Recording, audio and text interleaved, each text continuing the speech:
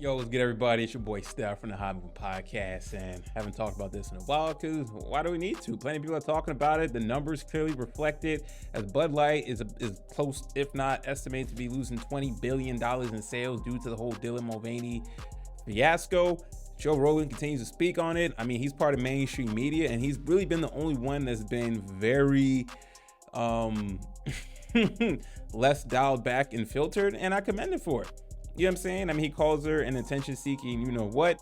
You know what I'm saying? Like, how could Bud Light be so, what were they thinking and putting this person's face, on the can and thinking it will go well, just being out of touch? I mean, the CEO really didn't address the situation. He's just an industry plant, in my opinion, just to say corporate responses, but people within his own company will prefer him to pick a side.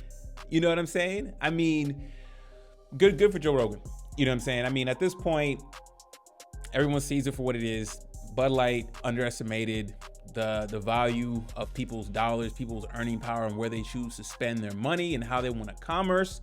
Other companies like Target are feeling the woke wrath, and here we are.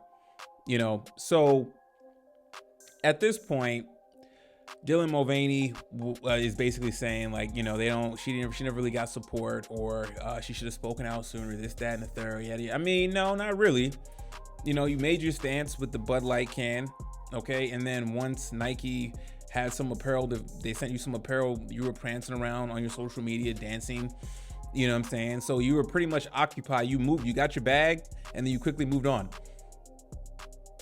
While Bud Light's consumer base was left scratching their head, wondering what was going on. So when Bud Light wanted to drag their feet and not address it, by the time they address it with these, pro-American commercials, it's already too late, and the sales are plummeting and still plummeting as they should. So good for Joe Rogan calling it how it should be called out. When he was talking with Ice Cube, and yeah, so good, good riddance. I hope that this is a major wake-up call to all these corporations that want to, play this foolish woke game is playing with fire. That saying, go woke, go broke, is absolutely true.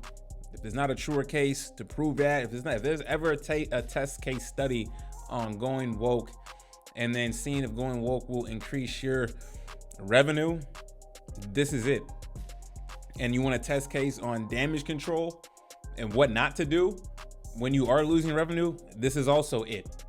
This whole Dylan Mulvaney Bud Light situation should be archived in the history book, should be taught in all economics classes, in all grade levels, about what not to do in economics when you are marketing, selling a product, and your consumer base is supporting that, and that is your bread and butter, and then you want to pivot in an entirely different direction. You know what I'm saying? Like, okay, whatever. And on the side, so Dylan Mulvaney is now blonde. I mean, it's like she's on a mission to look like Diane Sawyer. It's just really weird. And she looks like an old lady now, like an old Karen now. Isn't he like 26 or something like that? Like, isn't he like in his mid-20s? Like, he's already looking like a middle-aged woman. Just this whole situation is bizarre. But anyways, though, just my little take on it. Please like, subscribe. Leave me your thoughts. I'm out.